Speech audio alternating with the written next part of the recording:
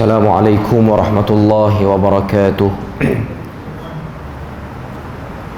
إن الحمد لله نحمده ونستعينه ونستهديه ونستغفره ونعوذ بالله من شرور أنفسنا ومن سيئات أعمالنا. من يهده الله فلا مضل له ومن يضلله فلا هادي له. أشهد أن لا إله إلا الله وحده لا شريك له وأشهد أن محمدا عبده ورسوله. يا أيها الذين آمنوا اتقوا الله وقولوا قولا سديدا يصلح لكم أعمالكم ويغفر لكم ذنوبكم ومن يطع الله ورسوله فقد فاز فوزا عظيما. الحمد لله الذي بنعمته تتم الصالحات. ربنا آتنا من لدنك رحمة وهيئ لنا من أمرنا رشدا. اللهم آت نفسي تقواها وزكيها وأنت خير من زكاها أنت وليها ومولاها. Alhamdulillah, syukur pada Allah Azza wa Jalla kerana dengan rahmat dan juga limpah kurnia yang Allah Ta'ala berikan, dapat kita sekali lagi menyambung perbahasan daripada da'awat al-anbiya atau rintihan para nabi risalah kita ni, yang mana sebelum ni kita dah bahaskan doa Nabi Ibrahim bahagian yang pertama, iaitu pada muka surat yang ke-68 permulaan. Hari ini insya-Allah kita akan masuk doa Nabi Ibrahim bahagian yang kedua pada muka surat yang ke-78, lanjutan daripada bahagian pertama. Kalau kita tengok pada bahagian pertama, doa yang di-highlightkan oleh penulis hafizahullahu ta'ala ialah doa Nabi Ibrahim alaihissalam pada surah Al-Baqarah ayat yang ke-126, iaitu doa yang berbunyi Rabbi ja'al hadha baladan amina warzuq ahlahu minas samarati man amana minhum billahi wal yawmil akhir, yang bermaksud, wahai Tuhanku, engkau jadikanlah ini sebagai negeri yang aman dan engkau berikanlah rezeki kepada penduduknya sebahagian daripada buah-buahan, iaitu orang yang beriman dari kalangan mereka dengan Allah dan hari akhirat. Itu kita boleh tengok pada muka surat 68. Kemudian penulis dia bahaskan tentang kaitan doa tu dengan kemuliaan kota suci Mekah Al-Mukarramah, dan juga ayat-ayat lain yang menceritakan tentang kebesaran, kehebatan kota suci Mekah itu hanya kerana asalnya daripada doa Nabi Ibrahim. Dan daripada doa itu, kita sebagai umat akhir zaman ni pun boleh mencontohi para nabi, iaitu Nabi Ibrahim ni sendiri, untuk mendoakan benda yang sama kepada tempat yang kita tinggal ataupun tempat yang kita duduk. Sebab kalau kita tengok dalam doa Nabi Ibrahim ayat 126 surah Baqarah tu, doa dia Rabbi ja'al hadha balada, wahai Tuhan, jadikanlah negeri ini. Nabi Ibrahim dia tidak menjadikan pengkhususan negeri itu. Dia tak kata Rabbi ja'al hadha makkata atau hadhihi Makkah, wahai Tuhan, jadikanlah Mekah ini. Kerana Nabi Ibrahim berdoa dengan keumuman perkataan negeri ini, ia menunjukkan pada kita bahawasanya sikap satu orang masuk negeri baru ataupun tempat baru, dia kena doa macam tu. Sebab Nabi Ibrahim ni, bila mana Allah Ta'ala perintahkan pada dia untuk hantar Hajar dengan Ismail, ini doa yang awal yang didoakan. Selain pada tu, kita boleh tengok doa-doa Nabi Ibrahim kepada Hajar dan anaknya Ismail, bila mana diletakkan di Mekah yang masih lagi kering kontang pada waktu tu, dalam surah Ibrahim. Panjang doa dia. Antaranya ialah doa yang berbunyi Ij'al af'idatan minan nas tahwi ilaihim, wahai Tuhan, jadikanlah hati-hati manusia yang tengok isteri aku dan anak aku ni rasa kesian. Itu ada dalam surah Ibrahim. Maknanya bila mana sampai tempat baru, Ini ialah munajat yang kita kena buat. Dia bukan khusus doa ni untuk Mekah semata-mata dah. Untuk tempat kita pun, untuk negeri kita, tambah-tambah dalam keadaan yang tak stabil, dengan penyakitnya, dengan macam-macam lagi isu yang lain, maka kita kena memperbanyakkan doa-doa seperti ini, supaya Allah Azza wa Jalla memberi keberkatan pada negeri tempat kita tinggal. Dan yang paling aula untuk mendoakannya ialah para pemerintah di negeri tersebut. Jadi ini antara benda, sebab Nabi Ibrahim ialah orang yang mengurus takbir negeri Mekah, dan doa tu diteruskan oleh Nabi Muhammad sallallahu alaihi wasallam. Sebab para nabi dan rasul ini mereka ialah pemimpin. Berdasarkan hadis yang sahih, Nabi sebut al-anbiya war rusul tasusuhum Bani Israel. Sesungguhnya pada kalangan Bani Israel itu, pemimpin mereka ialah daripada kalangan Nabi dan Rasul. Menunjukkan kepada kita bahawasanya Nabi dan Rasul itu pemimpin yang tertinggi. Okay. Jadi pada pagi ini kita akan masuk doa Nabi Ibrahim bahagian yang kedua. Kita boleh tengok pada muka surat yang ke-78. Penulis hafizahullah ta'ala, dia datangkan ayat yang ke-75 sampailah ayat yang ke-89 daripada surah Asy-Syu'ara. Ini bahagian Nabi, doa Nabi Ibrahim yang kedua. Jadi kita tengok pada muka surat 78 tu, dia datangkan ayat tersebut. Qala afara'aytum ma kuntum ta'budun antum wa aba'ukumul aqdamun fa innahum aduwwun li illa rabbal alamin alladhi khalaqani fa huwa yahdin walladhi huwa yut'imuni wa yasqin wa idza maridtu fa huwa yashfin والذي يميتني ثم يحيين والذي أطمع أن يغفر لي خطيئتي يوم الدين رب هب لي حكما وألحقني بالصالحين واجعل لي لسان صدق في الآخرين واجعلني من ورثة جنة النعيم واغفر لأبي إنه كان من الضالين ولا تخزني يوم يبعثون يوم لا ينفع مال ولا بنون إلا من أتى الله بقلب سليم. Ayat 75 sampailah ayat yang ke-89 daripada surah Asy-Syu'ara ni. Okey. Doanya bermula pada ayat yang ke 83 sampailah kepada ayat yang ke 87. Itu doa khusus dia. Okey. Jadi doa dia bermula pada Rabbi habli hukman wa alhiqni bis salihin waj'al li lisana sidqin fil akhirin waj'alni min warathati jannatin na'im waghfir li abi innahu kana minadh dhallin wa la tukhzini yawma yub'atsun. 5 ayat tu ialah doa Nabi Ibrahim yang asal. Cuma kita kena perhati juga pada beberapa ayat sebelum doa tu datang dan beberapa ayat selepas doa tu datang. Okay.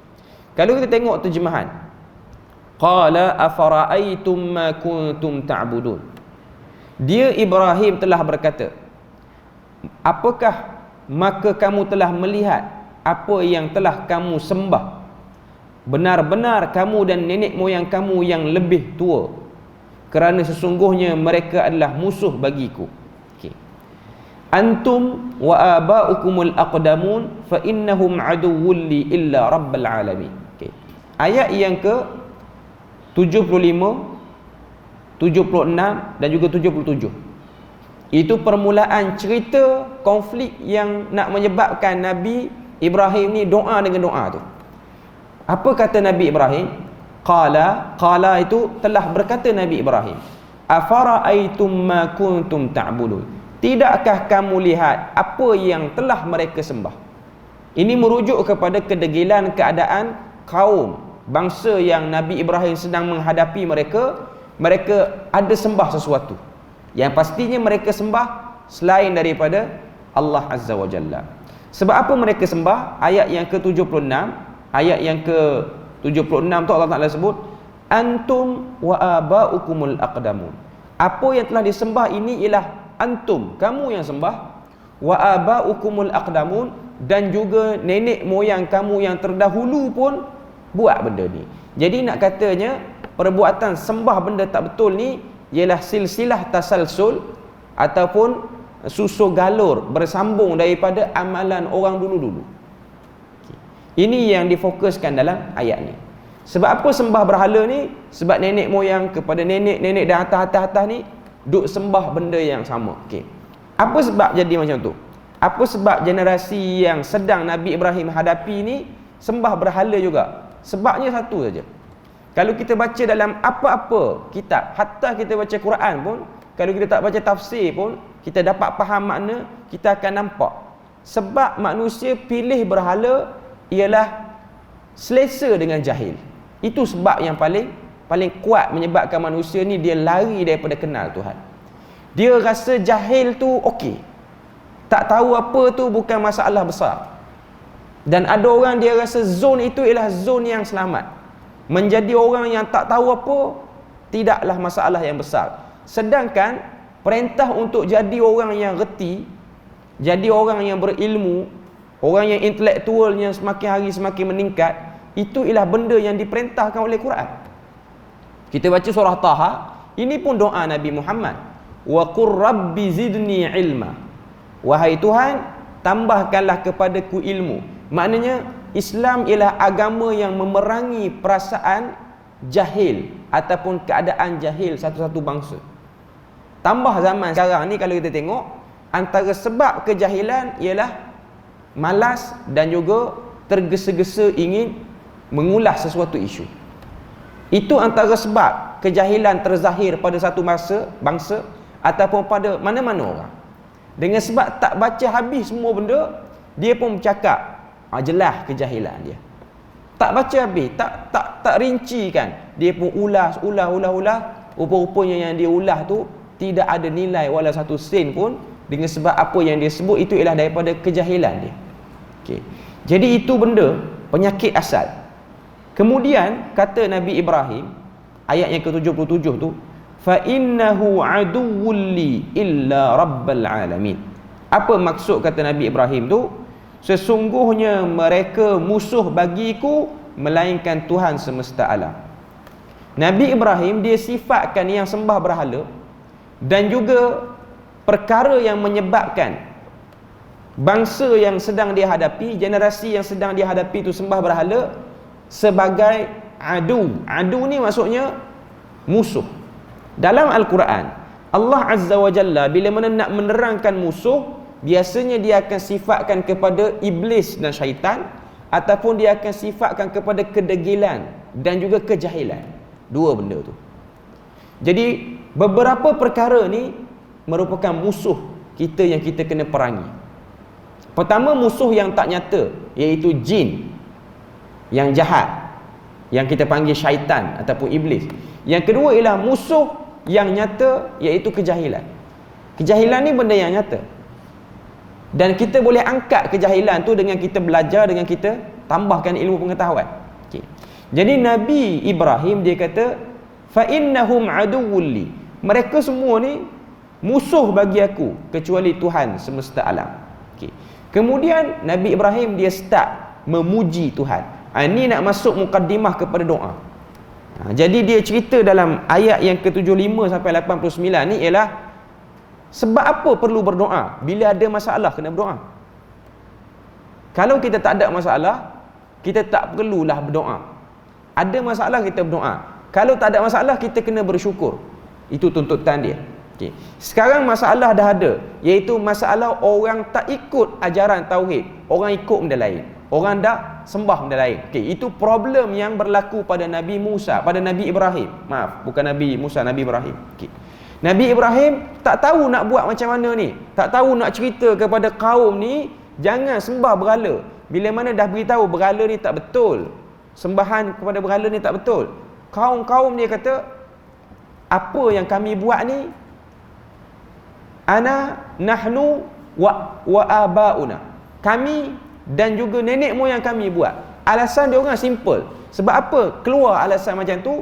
Sebab dia orang rasa secure, dia orang rasa selamat, dia orang rasa tak ada masalah. Dan lebih dahsyat lagi, syaitan dia mainkan peranan pada bab syirik ni. Orang yang sembah berhala segala hajat keperluan dunia dia tercapai. Itu problem dia. Syaitan dia hiasi manusia dengan benda tu. Terutamanya orang yang jahil. Sebab tu kita akan tengok sebahagian orang kita, bila mana dia jahil, dia tidak ada ilmu utama, ilmu penting dalam diri dia tertipu dengan talbis iblis. Syaitan dia akan jadikan apa yang kita minta, contoh kita buat syirik, benda yang kita minta tu jadi. Sebab tu kita akan tengok ada orang dia rasa okey kalau dia jumpa bomoh. Dia okey, tak ada masalah apa-apa. Dia tak rasa benda tu mencederakan akidah dia. Alasan dia apa? Sebab dia jumpa kebah dia daripada penyakit tu, ataupun masalah dia terangkat kerana dia jumpa. Sebab tu kita akan tengok sebahagian orang, terutamanya masyarakat kita ni, kalau dia takut hantu, dia pun baca ayat kursi, dalam masa yang sama dia pun baca mantra yang diambil pada Tok Bomoh. Dua-dua dia tibai. Sebab apa jadi macam tu? Sebab yang kedua itu ialah dia rasa biasa, selamat, tak ada masalah. Okay. Nabi Ibrahim sifatkan itu sebagai adu, musuh. Sebab apa musuh? Sebab musuh ni dia ada kekuatan untuk lawan kita. Dia bukan musuh yang lemah, tapi dia musuh yang kuat. Jadi pada waktu ni, cara nak berinteraksi dengan masalah ni ialah kena minta tolong pada Allah Ta'ala. Sebab Allah Ta'ala lah yang akan menguasai musuh itu. Okay. Maka bermulalah Nabi Ibrahim itu memuji Tuhan dia. Okay. Ayat yang ke-78. Allazi khalaqani fahuwa yahdin. Dialah yang mencipta aku, dan dia jugalah yang telah memberi hidayah kepada aku. Ini nak start doa. Nak start doa ni. Ini permulaan doa. Maknanya nak sebut pada kita, sebelum berdoa ni, sebelum sebut hajat, puji dulu Tuhan yang kita nak minta tolong dengan dia tu. Allazi khalaqani fahuwa yahdin. Dialah yang menciptakan aku, dan dialah yang memberi hidayah kepadaku. Wallazi huwa yut'imuni wa yasqin. Dan dialah yang memberi makan kepadaku dan telah memberi minum kepadaku. Dia puji dan dia sebut beberapa kebaikan Tuhan. Wa idza maridtu fahuwa yashfin. Dan apabila aku sakit, maka dialah yang menyembuhkannya. Okay. Saya nak sebut pada ayat yang ke-80 ni, menarik sikit perkataan Nabi Ibrahim. Okay. Kalau kita perasan kan, allazi khalaqani, perkataan khalaqani itu ialah perbuatan tu disandarkan pada Tuhan, dia yang cipta aku. Fahuwa yahdin. Yahdin itu dialah yang beri hidayah padaku, maknanya Tuhan yang beri hidayah. Okay. Yut'imuni wa yasqin pun sama juga. Yang memberi makan itu disandarkan pada Tuhan. Tuhan yang asal beri makan pada kita. Dia juga yang beri minum. Tapi sampai ayat 80 ni, wa idza maridtu, apabila aku sakit, fahuwa yashfin, dia yang memberi kepada aku kesembuhan. Perkataan maridtu tu, perbuatan itu disandarkan kepada diri sendiri. Agak boleh faham apa yang saya sampaikan ni.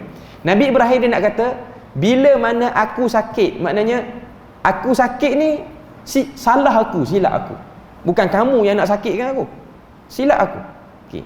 Kita belajar al-asmaul husna, antara sifat-sifat Tuhan ni ialah al-mudar, pemberi mudarat. Termasuk dalam mudarat tu, Tuhan yang akan timpakan sakit pada kita. Tapi Nabi Ibrahim dia sebut sini, dia kata, bila mana aku sakit kerana perbuatan aku, bukan kerana kamu nak bagi, tapi kerana perbuatan. Perkataan Nabi Ibrahim ni tepat. Sebab apa? Tidak berlaku benda buruk pada manusia, melainkan sebab terbesar dia ialah manusia tu buat silap dengan Tuhan dia. Sebab tu apa saja benda kecelakaan yang berlaku pada kita, tak dinafikan. Kalau orang tu baik pun, Tuhan dia boleh celakakan orang tu. Tapi kebanyakan keadaan kecelakaan ni berlaku, kebiasaannya kerana dosa, sama ada kita perasan ataupun tak perasan, silap kita. Kebanyakannya jadi macam tu. Kita sakit, Tuhan jadikan kita sakit sebab apa? Ada benda tak kena waktu sihat yang kita buat pada dia. Jadi dia sakitkan kita supaya kita stop buat benda yang tak betul tu. Kerana sakit itulah kamu tak buat benda yang melalaikan. Perkataan Nabi Ibrahim ni, dia menunjukkan dalam istilah dia panggil taksir. Taksir ni maksud dia apa? Kelemahan diri seorang hamba, kecuaian diri. Kita akui, waktu kita berdoa tu, kita kena akui di hadapan Tuhan, kita yang silap. Bukan kita kata, ya Allah, kamulah yang bagi sakit ni, COVID ni, payah aku nak pergi situ sini. Tak boleh sebut macam tu.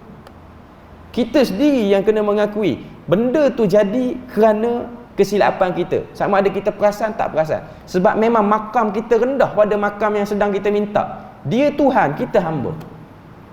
Sebab tu antara lafaz istighfar yang baik kan, kalau kita tengok, ialah sayyidul istighfar.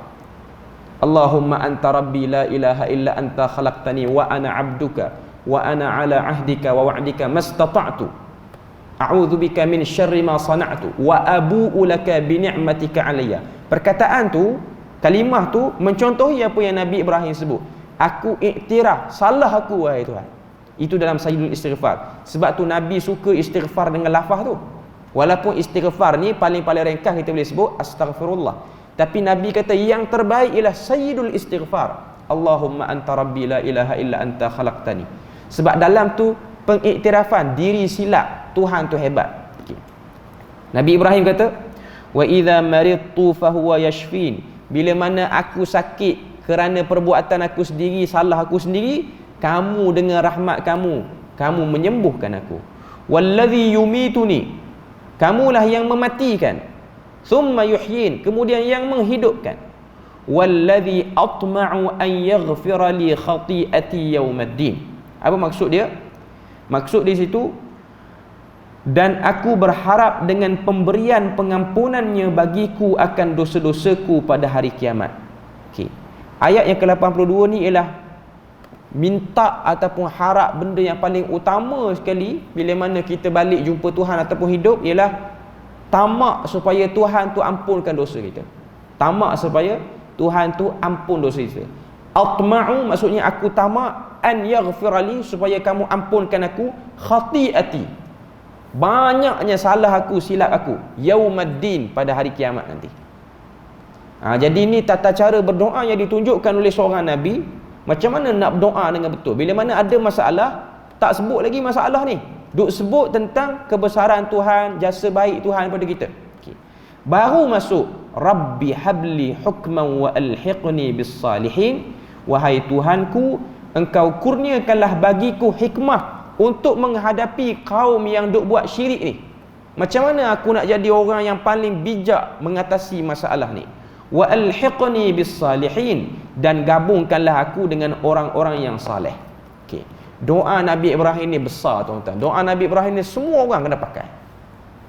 Apa dia minta? Wahai Tuhan, habli hukma, beri padaku hikmah. Hikmah dalam maksud yang lebih luas, kecerdikan, kepandaian, kelicikan, semua duduk dalam tu. Wa alhiqni bis salihin, dan jadikanlah aku ni sentiasa sejalur dengan orang-orang yang saleh. Maksudnya, kalau Tuhan bagi kita cerdik, kalau kita hanya minta, contoh kata Nabi Ibrahim, dia cuma minta Rabbi habli hukma, wahai Tuhan, berikanlah pada aku cerdik untuk menghadapi kaum ni. Kadang-kadang cerdik tu cerdik, tapi bersama dengan kumpulan yang tak betul. Benda ni cukup banyak. Keadaan manusia semacam ni cukup banyak. Kita dah cerdik, tapi bersama dengan orang yang jahat. Tengok doa Nabi Ibrahim tu, dia minta satu benda yang jami' dan mani', menyeluruh, tapi mengeluarkan juga benda-benda yang merosakkan diri seorang manusia ataupun jauh daripada syariat. Wahai Tuhan, bagilah aku hikmah, bagilah aku bijaksana, tapi dalam masa yang sama, janganlah biarkan aku bila mana kamu dah jadikan aku cerdik tu, aku melelong seorang diri je. Wa alhiqni bis salihin, tapi engkau jadikanlah aku sentiasa dekat dengan orang-orang yang saleh ataupun orang-orang yang benar. Sebab berapa banyak cerita orang yang cerdik tapi bersama dengan kumpulan yang salah, akhirnya kecerdikan itu menjadi fitnah pada dia. Ini doa yang tepat yang diminta oleh Nabi Ibrahim. Waj'al li lisana sidqin fil akhirin, ayat yang ke-70, ayat yang ke-84. Dan engkau jadikanlah bagiku sebutan kebaikan di sisi generasi yang akan datang. Ini pun penting.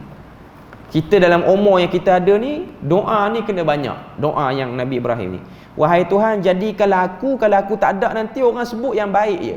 Macam mana Nabi Ibrahim, dia dah meninggal lama, berapa ribu tahun pun kita tak tahu. Beza Nabi Isa dengan Nabi Muhammad pun dah ribu-ribu tahun. Ini kan Nabi Ibrahim. Tidak ada orang sebut cerita Nabi Ibrahim sekarang ni, melainkan orang sebut yang betul, yang baik. Tidak ada orang sebut benda lain. Bahkan banyak agama di dunia ni cuba nak claim mereka pengikut Nabi Ibrahim. Antaranya Islam sendiri. Yang kedua Yahudi, yang ketiga Kristian, yang keempat Hindu.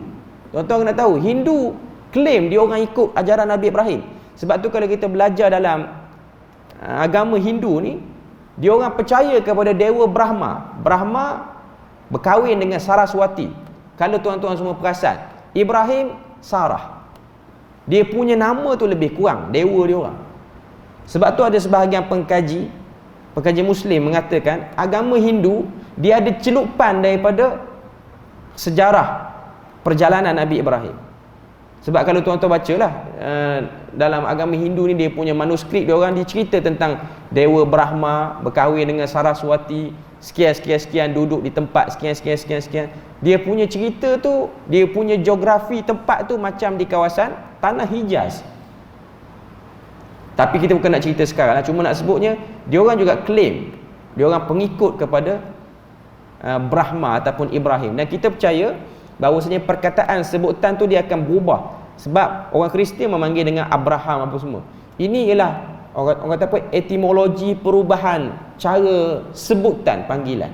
Islam panggil Ibrahim, Arab panggil Ibrahim, setengah-setengah bangsa panggil Abraham, setengah lain panggil pada Braham ataupun Brahma. Dia boleh berubah. Okey. Cuma nak sebutnya, poin dia ialah sebab apa jadi macam tu? Sebab doa Nabi Ibrahim. Waj'alli lisana sidqin, jadikanlah aku pada lidah-lidah orang yang ramai itu tidak disebut melainkan kebaikan. Kemudian ayat yang ke 85,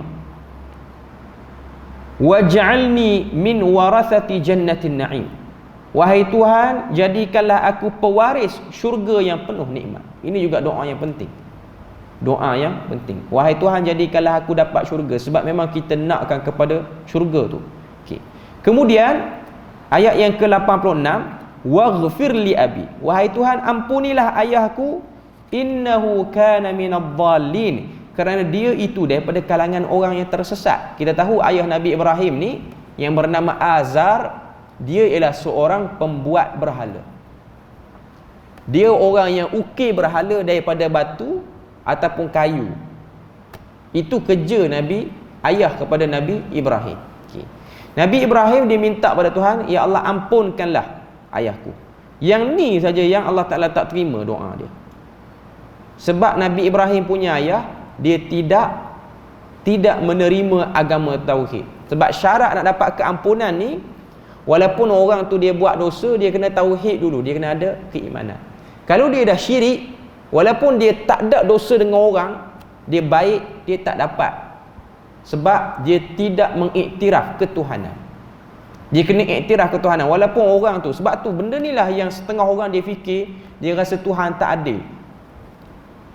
Mana keadilan Tuhan? Orang Islam yang jahat, tak pernah sembah syirik, dia jahat, dia bunuh orang apa semua, tiba-tiba dia dapat juga masuk syurga lah sekali. Ni orang kafir ni yang baik, tak pernah bunuh orang, bantu orang buat kerja kebajikan, tiba-tiba masuk neraka. Sebenarnya tidak mengiktiraf Tuhan itu Tuhan ialah jenayah. Cuma orang tak nampak besar je. Sebab orang nampak jenayah ni bunuh orang, rompak harta orang. Jenayah yang tak nampak jenayah ialah tak kata Tuhan tu hebat, ialah jenayah sebenarnya. Sama juga dengan tak salat. Sebab tak salat ni dah jadi normal. Orang nampak tak salat okey. Sebenarnya tak salat itu ialah sebuah jenayah yang besar, yang ada peruntukan sebenarnya untuk diambil. Tapi dengan sebab rata orang tak salat, banyak orang tak salat, orang jadi tak sensitif dengan benda tu, orang rasa okey. Sebenarnya dosa salat dengan dosa rompak harta orang sama saja. Cuma sebab apa kita nampak harta yang dia rompak tu hilang, tapi iman yang dia rompak, kasih sayang Tuhan yang telah dia cuaikan, yang tu orang tak nampak. Okay. Sebenarnya dua-dua berada pada tempat yang sama sahaja. Cuma otak kita terbiasa dengan benda tu, jadi kita fikir benda tu normal, benda tu tak salah. Bila mana satu bangsa dia duk buat benda-benda yang salah, maka dia akan jadi normal. Sebab tu kita akan tengok kebiasaan-kebiasaan bangsa yang pelik bagi kita, kita rasa macam pelik tempat kita, tapi bagi dia orang tak pelik. Saya ada baca satu artikel, dalam bab buat baik ni. Dalam Islam dia ajar pada kita buat baik pada mak ayah apa semua kan. Okey. Ada setengah-setengah bangsa antara cara buat baik kepada mak ayah ialah mempercepatkan kematian mak ayah bila mana mak ayah tu dah sakit.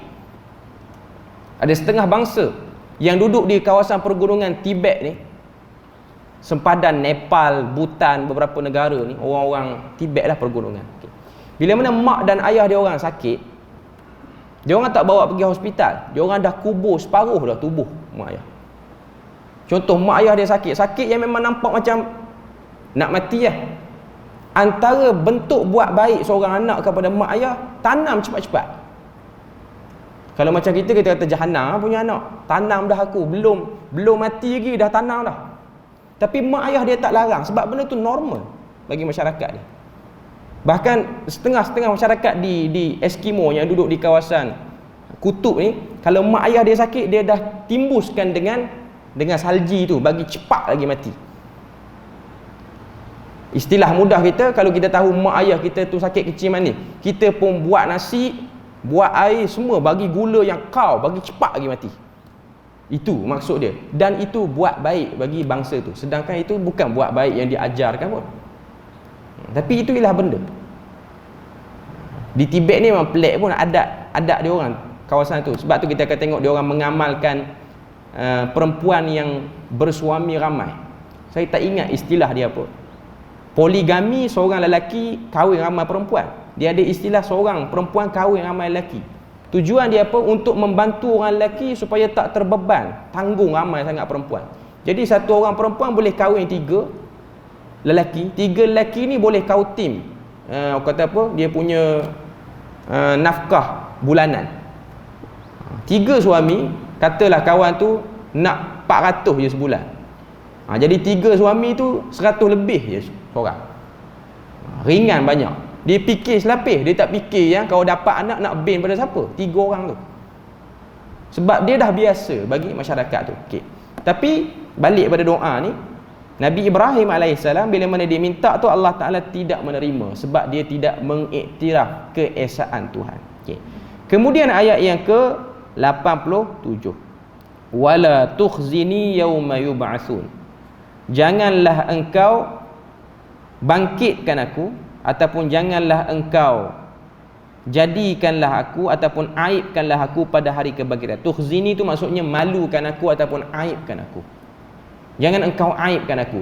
Yang ni Tuhan terima. Tuhan tak aibkan Nabi Ibrahim. Sebab tu ada hadis riwayat Imam Muslim, Nabi Muhammad kata bila mana ayah Nabi Ibrahim jumpa Nabi Ibrahim di padang mahsyar, dia pergi cari, pegang anak dia. Dia kata, hari ni Ibrahim aku percaya agama yang kamu bawa di padang mahsyar nanti.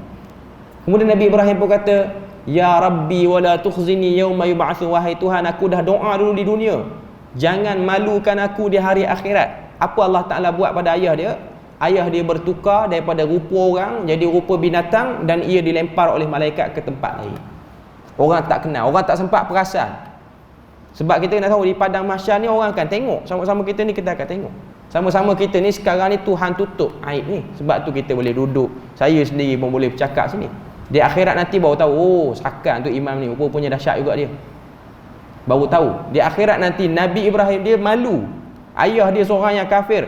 Tuhan tutup, Tuhan tak jadi kau orang perasan adegan itu ataupun peristiwa itu. Okey. Benda tu tak berlaku lagi, cuma Nabi sebut antara perkhabaran akhir zaman. Okey. Yauma la yanfa'u malun wala banun. Ayat yang ke-77. Apa maksud dia? Iaitu pada hari tidak akan sekali-kali harta dan tidaklah juga anak-anak menjadi berguna. Iaitu pada hari akhirat. Illa man atallaha biqalbin salim, kecuali orang-orang yang datang kepada Allah dengan hati yang suci. Okey. Jadi ayat 75 sampai yang hafailah ayat yang ke-89 ni. Okey, saya nak bahas yang tu je, saya tak nak betul lah yang panjang-panjang tu. Saya cuba nak fokuskan doa tu. Okey. Doa dia ialah pada Rabbi habli hukma wa alhiqni bis salihin waj'alli lisana sidqin fil akhirin, sampailah kepada wala tukhzini yauma yub'atsun. 5 ayat tu ialah doa Nabi Ibrahim. Okey. Cuma apa yang kita dapat simpulkan sebagai penutup kuliah kita pada pagi ni, kita kena berdoa. Yang pertama, bila mana ada masalah, kita berdoa. Okey. Dan bila mana kita nak berdoa tu, kita kena puji Tuhan dulu. Tu yang kedua. Kita tak boleh jam kepada problem. Angkat-angkat tangan, ya Allah aku tengah susah sekarang. Sebelum pada duk sebut kita susah tu, pujilah Tuhan, aku dah ambil banyak jasa kamu, aku dah ambil banyak nikmat kamu, kamu bagi aku sekarang ni ini. Bilang dulu depan Tuhan. Lepas tu lepas pada duk bilang apa semua tu, yang ketiga barulah menyatakan dalam doa kita apa. Okey. Cuma yang keempat saya nak sebut sini ialah Nabi Ibrahim bila mana dia berdoa pada Tuhan, dia tidak mention masalah. Dia cuma mentionkan ataupun dia cuma minta pada Tuhan, ya Allah kau jadikanlah aku ni dapat hikmah dan bersama dengan orang yang saleh, dan jadikanlah aku ni orang sebut benda-benda yang baik saja, dan jadikanlah aku masuk syurga. Dia tak sebut pun dalam doa ni, ya Allah kaum aku duduk kampung sekian, kepala hitam dekat 10 orang, jahanamkan yang ni dulu. Dia tak mention ataupun dia tak detailkan. Sebab yang tu semua Tuhan dah tahu. Cuma Tuhan nak tengok sejauh mana manusia tu dia merintih. Sejauh mana. Kita minta pada Tuhan ni ialah penyelesaian. Penyelesaian. Wahai Tuhan, engkau jadikanlah aku ni orang yang boleh selesai. Bukan mengadu macam kita mengadu. Budak-budak mengadu pada cikgu, pada mak ayah dia kena kacau dengan kawan dia. Itu bukan cara berdoa yang betul. Okay. Mengadu dengan cara yang lebih clear lagi, iaitu meminta kepada Allah Azza wa Jalla diberikan penyelesaian. Okay. Jadi itulah sedikit sebanyak perkongsian kita pada pagi ni. Kita mencontohi doa Nabi Ibrahim AS dalam bab ni. Moga Allah Ta'ala beri pada kita rahmat dan berkat. Subhanakallahumma wa bihamdik, asyhadu an la ilaha illa anta wa astaghfiruka wa atubu ilaik. Wassalamualaikum warahmatullahi wabarakatuh.